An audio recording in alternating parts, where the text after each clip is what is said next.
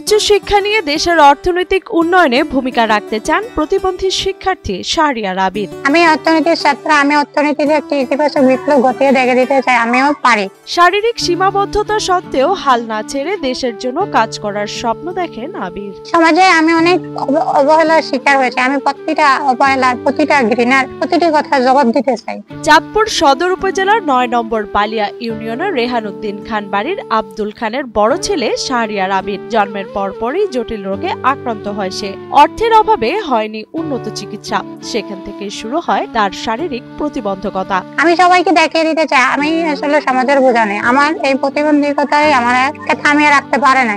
অসহায় মা বাবা সন্তানের ভবিষ্যতের কথা ভেবে কোলে পিঠে করে নিয়ে যেতেন বিদ্যালয়ে। পরে শরীর বাঁকা অবস্থায় একাই স্কুলে যেতে হয়েছে আবিরকে, কিন্তু শত কষ্টের মাঝেও লেখাপড়ার হাল ছাড়েনি অদম্য এ প্রতিবন্ধী যুবক। তো আমি এতটুকু আসার পিছনে সব থেকে বড় অবদান রাখছে আমার মা বাবা। মা বাবা রিক্সা করে কোলে করে যেভাবে পারছে আমাকে শিক্ষাদান করছে।